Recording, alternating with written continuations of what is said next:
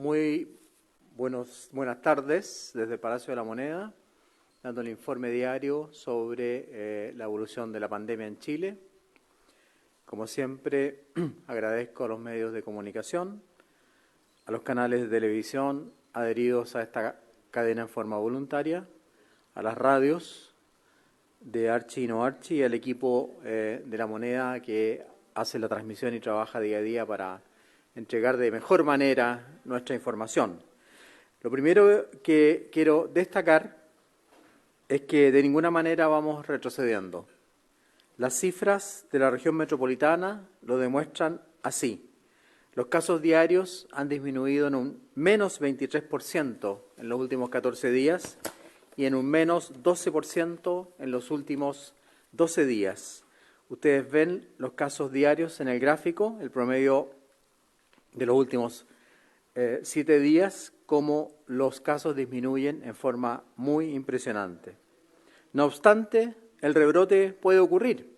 Nadie ha negado eso, nadie ha dicho que no, todo lo contrario. Y por eso es que mantenemos los brazos arriba, mantenemos la alerta. Por lo mismo, seguiremos testeando. Y en este momento Chile ya alcanzó los 100.000 tests por millón de habitantes. Y estamos en el grupo que ustedes ven a continuación en el gráfico. Estamos en el grupo de Alemania, de Suiza, de Noruega, de Nueva Zelanda, es decir, estamos entre los mejores países del mundo con respecto a test por millón de habitantes. En este grupo no figura ningún país de nuestro continente. Todos son países europeos y todos son países que tienen más de 5 millones de habitantes. Además de eso, por otro lado, estamos muy conscientes de que debemos reforzar la trazabilidad y el aislamiento. Ambos factores dependen, por un lado, del esfuerzo de la autoridad sanitaria y, por otro lado, dependen también de la responsabilidad de la gente, de la población, de nuestros compatriotas. El número de exámenes diarios es cercano a los 28.000 exámenes, como ven en la gráfica siguiente. Y esto nos permite detectar más casos, eso es obvio. Cuanto más exámenes haces, más casos detectas. Y en la región metropolitana, la búsqueda de casos activos, que hemos llamado BAC, representa ya el 23% de los casos detectados. Es obvio que al realizar más exámenes y detectar activamente y descubrir además más pacientes asintomáticos, puede ser un factor que influya en el R, es decir, la cantidad de contagios que puede producir una persona. Por eso seguiremos insistiendo en testear, trazar y aislar y no nos apartaremos de esa estrategia. Toda estrategia es perfectible en el tiempo, mejorable en el tiempo. Escuchamos las opiniones de los expertos, aceptamos que puedan haber observaciones y críticas y vamos a seguir mejorando. Pero para esto se requiere el concurso de todos, sobre todo de la población y obviamente de nuestros funcionarios también, a quienes agradecemos. Ayer visitamos la región del Biobío. Quiero agradecer a las funcionarias y a los funcionarios de salud. Visitamos 2 hospitales y un hospital modular. Recibimos el cariño y el aprecio de la gente y de los funcionarios. Quiero agradecer también a las autoridades sanitarias, a las autoridades comunales, a Carabineros de Chile y principalmente al intendente don Sergio Yacaman por todo su apoyo en nuestro trabajo en la región del Biobío. A continuación vamos a dar los datos del día a cargo de la subsecretaria Paula Daza. Muy buenos días. Con respecto a la situación de nuestro país en las últimas 24 horas, informamos 2.077 casos confirmados, lo que da un total de 382.111 casos a la fecha y de los cuales 16.734 se encuentran activos. Queremos lamentar, en el día de ayer se registraron 41 personas fallecidas en el registro civil que están registrados a través del DEIS. El número total de fallecidos alcanza 10.340 personas. Con respecto al número de personas que están hospitalizadas en una unidad de cuidados intensivos, a la fecha tenemos 1.252 personas, de las cuales 207 se encuentran en estado crítico. Y contamos con 522 ventiladores disponibles para toda la red de nuestro país.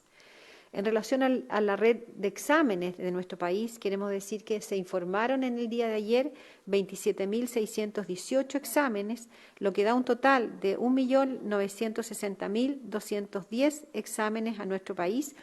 Hoy día contamos con más de 115 laboratorios en todo Chile, de Arica a Magallanes. Vamos a seguir incrementando la estrategia de testeo, vamos a seguir incrementando el número de exámenes y también el número de laboratorios para poder ir a buscar a todos aquellos casos positivos en nuestro país para poder trazarlos y aislarlos oportunamente. Uno de los pilares importantes de esta estrategia son las residencias sanitarias y sabemos la importancia que tiene que las personas se aíslen efectivamente desde los casos sospechosos. Cuando una persona consulta porque tiene sintomatología, tos, fiebre, dolor de cabeza, dolor de cuerpo, es importante aislarla precozmente desde que se diagnostica como un caso sospechoso, incluso antes de tener el resultado del examen, porque sabemos que ahí, que es durante ese momento, ese periodo, cuando están los síntomas, que esa persona es más contagiosa. Por lo tanto, la idea es que todas las personas, en la medida que no puedan realizar un aislamiento efectivo, sean trasladadas a una residencia sanitaria, donde contamos con más de 10.000 cupos a este momento. Finalmente, el teléfono, siempre es importante recordarlo, de las residencias sanitarias, que son los lugares donde se pueden hoy día aislar. Quiero decir que el acceso de residencia sanitaria es de acceso universal. Todas las personas que son un caso sospechoso, contactos estrechos, COVID positivo, pueden trasladarse a una residencia sanitaria. Hoy día contamos con infraestructura para las embarazadas, para las personas que tienen alguna situación de discapacidad y también las personas mayores. La única contraindicación, que hubiera una contraindicación del punto de vista sanitario, es decir, una persona que tuviera síntomas importantes y requiriera una hospitalización. El número de teléfono es 800-726-666. Eso sería el reporte por hoy día, ministro. Muchas gracias, subsecretaria Daza. Pasamos a las preguntas del día. Primera pregunta, por favor. Ministro, buenas tardes. Usted parte de este reporte diciendo que de ninguna manera vamos retrocediendo, pero hay estudios que muestran que al final el virus sigue en expansión en nuestro país y particularmente lo que ocurre con comunas que están en el paso a paso en la transición. Por ejemplo, en la comuna de Ñuñoa se da cuenta que ha aumentado su cantidad de casos y que incluso el día 7 de agosto su RE fue de 2,4, muy lejos de este RE negativo que se necesitaba para pasar a este paso de la transición. Más allá de que hay una estrategia de testeo masivo que puede pesquisar mayor cantidad de casos, de que el plan paso a paso también puede retroceder, ¿podríamos estar viendo quizás un fracaso de esta estrategia del paso a paso? Muchas gracias por la pregunta. Usted se refirió al RE, yo di la explicación, pero la doctora Paula Daza contestará también a esta interesante pregunta. Bueno, con respecto a la región metropolitana, como lo dijo el ministro, en los últimos 7 días el número de casos ha disminuido en un 12% y en los últimos 14 días en un 23%. Sí, efectivamente, hemos visto un aumento del número de casos en la comuna de Ñuñoa, en la comuna de La Reina, particularmente en ambas comunas. Quiero decir que la búsqueda activa en estas comunas es de Ñuñoa un 58%, o sea, el número de casos encontrados en la comuna de Ñuñoa un 58% es por búsqueda activa y en la comuna de La Reina un 49%. Sin embargo, nos parece muy importante seguir aumentando el aislamiento y efectivamente fortaleciendo ciertas estrategias. Hoy día tenemos la estrategia de aislamiento en residencia sanitaria, que es donde tienen que aislarse, porque podemos testear, podemos trazar, pero efectivamente las personas tienen que aislarse de una manera efectiva, con todas las medidas que requiere un aislamiento para disminuir la cadena de propagación del virus. Y en el marco de esta estrategia de seguir aumentando la capacidad de aislamiento, estamos habilitando la opción de que en algunos casos sospechosos puedan realizar aislamiento en centro asistencial. Es por eso que vamos a ir mirando esta opción de que los casos sospechosos, es decir, desde que la persona consulta al centro asistencial con sintomatología, antes del resultado de su examen, aquellas personas que no puedan realizar un aislamiento, trasladarlo a un centro asistencial mientras se tiene el resultado de su examen, ya sea positivo o sea negativo. Es decir, tenemos que fortalecer y seguir trabajando en la estrategia de ir aislando aquellos casos que estamos encontrando, ya sea por búsqueda activa o por una consulta a una atención primaria.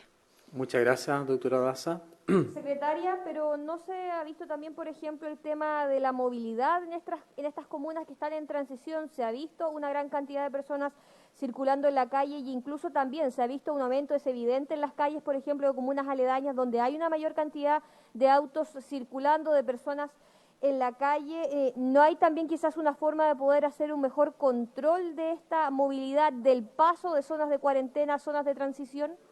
Bueno, sí, hemos estado trabajando fuertemente con la Seremi de Salud y también con la Subsecretaria de Prevención del Delito y vamos a fortalecer las fiscalizaciones en aquellas comunas, en los bordes de las comunas que están en transición en relación a las comunas que están en cuarentena, para que las personas que están en cuarentena no se trasladen a una comuna en transición.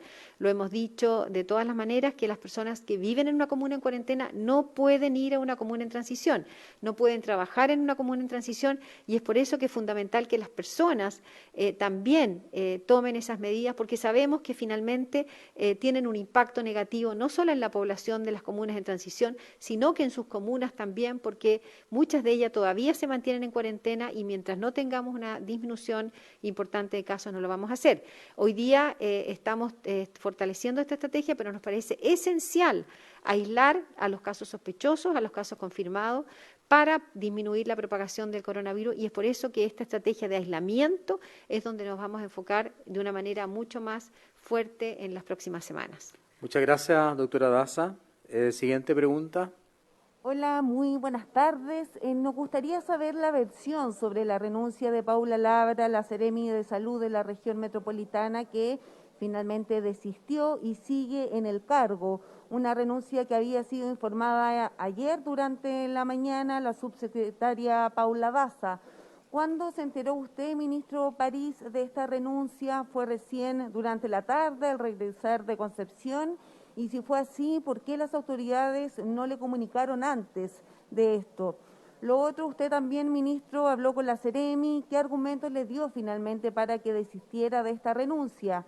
Y a la subsecretaria Paula Daza, ¿usted descarta diferencias con la Seremi de Salud? Muchas gracias, Maribel.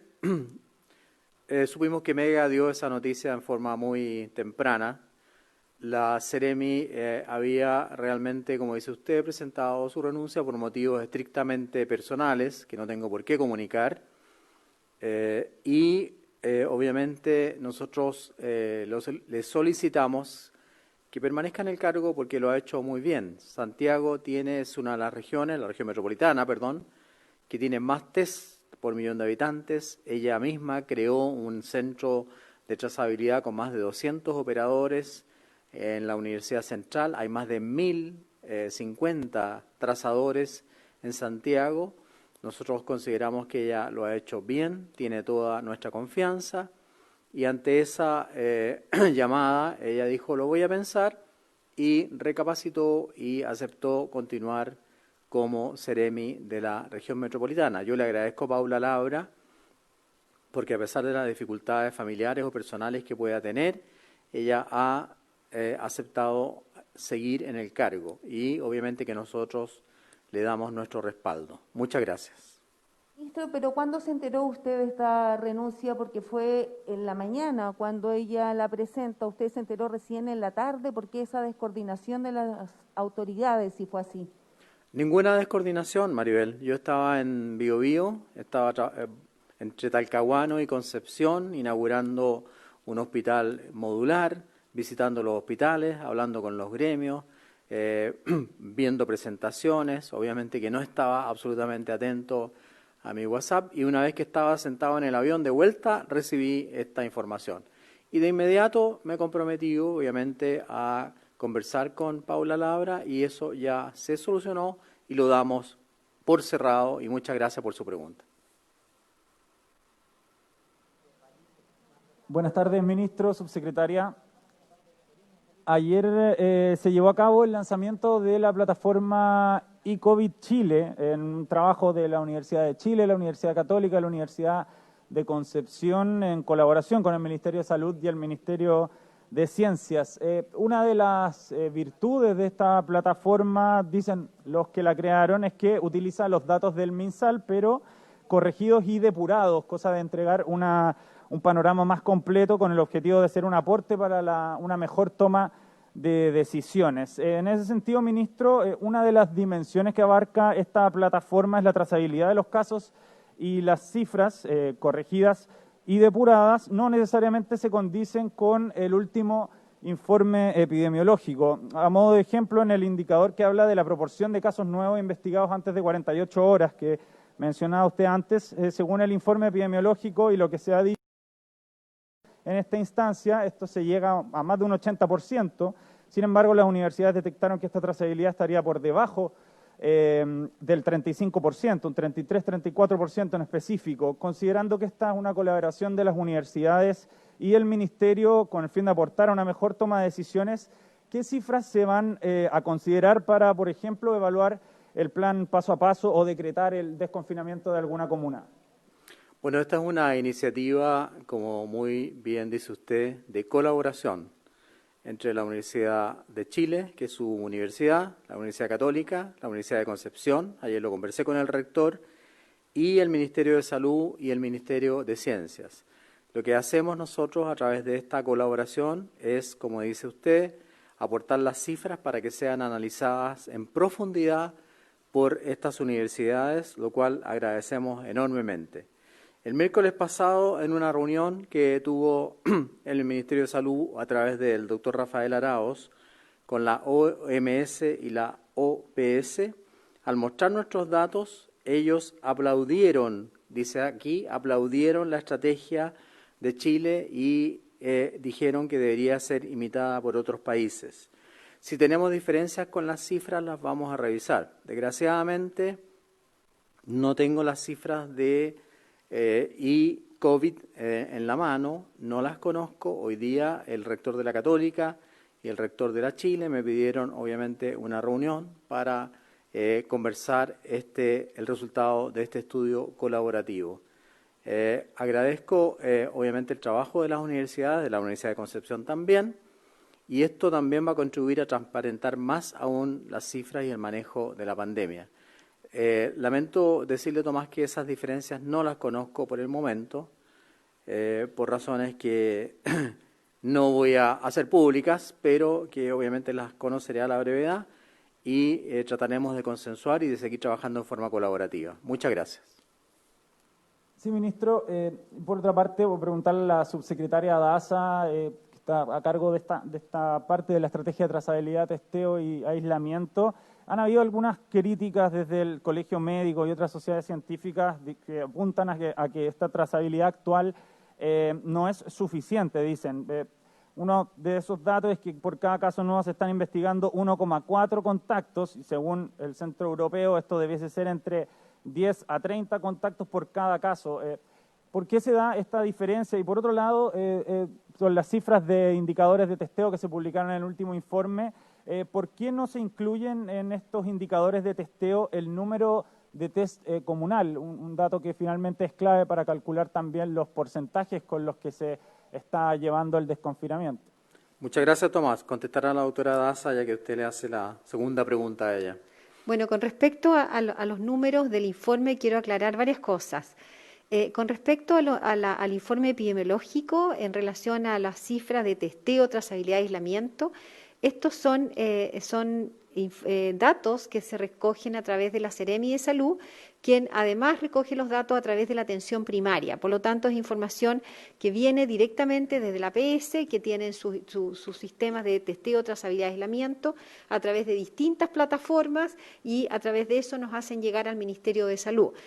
Probablemente eCovid recibe la información principalmente de Epivigilia. Hay que decir que la plataforma de Epivigilia, principalmente desde el punto de vista de trazabilidad, es una plataforma que no tiene más de 3 semanas, de un mes, por lo tanto no toda la atención primaria ha podido informar a través de Privigilia. Por lo tanto, no significa que los datos no son distintos, porque la fuente de información es distinta. La fuente de información que tiene ICOVID es a través de Privigilia, y la fuente de información de epidemiología es la que entrega la Seremia de Salud a través de Privigilia, pero también la información del trabajo que principalmente hace la atención primaria, que a través de los directores de servicios nos hace llegar al Ministerio de Salud.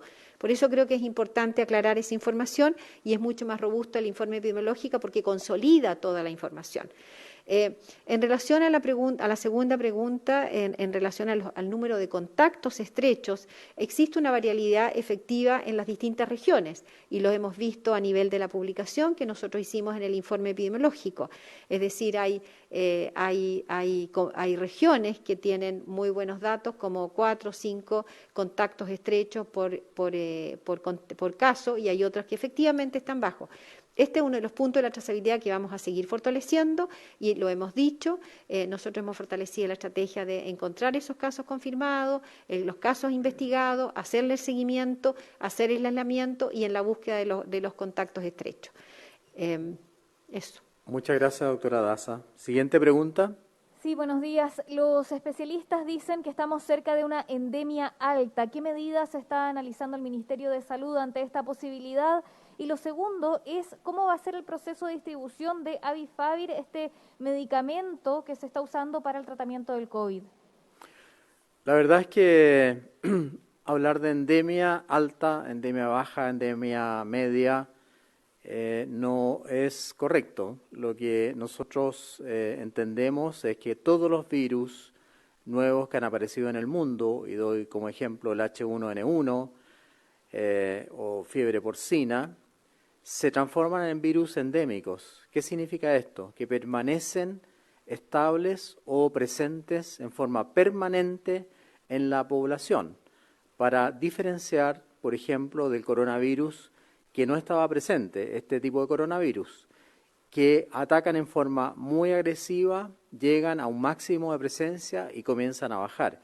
Y cuando se descubre una vacuna, obviamente que se controla la diseminación del virus y se mantienen estables, o sea, se mantienen endémicos. Puede que exista una endemia alta, obviamente, mientras no tengamos la vacuna, pero eso no es un reproche para ningún país ni para ningún gobierno. Es algo lógico que el virus siga circulando si no hay una vacuna que permita eliminar a ese virus del organismo humano. A eso se llama endemia, la permanencia del virus en el tiempo, en una comunidad, en una sociedad o en este caso en el planeta. Con respecto al medicamento que usted nombra, después de una revisión, el ISP ha autorizado el registro del medicamento.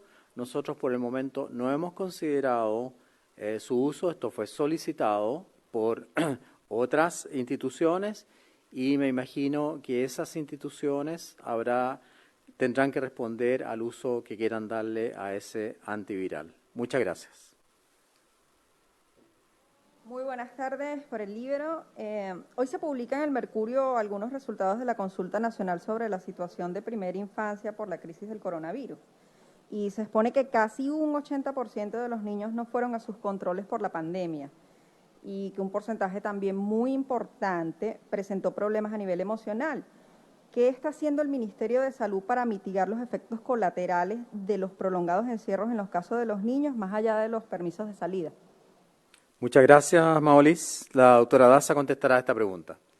Bueno, la verdad que tenemos absolutamente conciencia del impacto negativo que ha tenido esta pandemia, no solamente en los niños, en todas las personas, en los adultos, en las mujeres, en las personas mayores, que han más encima tenido una cuarentena permanente durante estos 5 meses, y por supuesto que en los niños.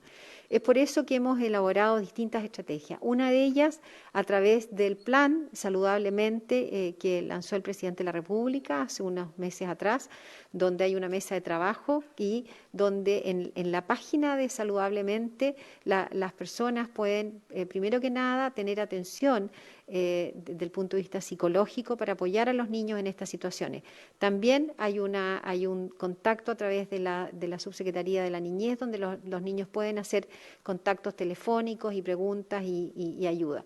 Lo segundo, que hemos elaborado una serie de guías. Una de ellas es la guía de autocuidado, donde donde dice cómo enfrentar la pandemia en cuarentena. Aquellas personas que hoy día están en cuarentena con sus familias, con sus niños, la importancia de tener una serie de medidas que son fundamentales. Una de ellas es establecer rutinas. Lo segundo, es importante evitar de transmitirles las ansiedades a sus hijos, que a veces es difícil. Lo tercero, es muy importante evitar la exposición de los niños a noticias y a medios de comunicación con información negativa, que todo eso produce ansiedad. Y cuarto, conversar y escucharlo. Y quinto, es por eso que hemos desarrollado la estrategia de que los permisos de los niños salgan a jugar, salgan a recrearse, porque efectivamente ha tenido un impacto negativo en la salud mental. Hemos elaborado una guía de autocuidado de los niños, donde también sale cómo poder apoyar a los niños en estas situaciones. Y por último, quiero decir y hacer un llamado a los papás la importancia de acudir a los controles de salud. Es fundamental acudir a los controles de salud, porque solamente los controles de salud no solamente es un control de niños sanos, sino que también es un control de pesquisa, de ver si hay niños que están viviendo alguna situación, no solamente de salud física, de salud mental, que puede ser de mayor gravedad y hay que diagnosticarlo oportunamente. Por lo tanto, hacemos un llamado a los padres que acudan a los controles sanos y también a las vacunas. Hemos visto que había una disminución de los padres por temor, efectivamente, durante la pandemia, de acudir a los controles, de acudir a los vacunatorios, pero es fundamental retomar los controles de niños sanos, porque sabemos que es una estrategia que es muy importante para detectar, diagnosticar oportunamente alguna situación crítica desde el punto de vista de salud mental. Muchas gracias, doctora Daza. Con esto damos término al informe de hoy día y les deseamos una muy buena tarde.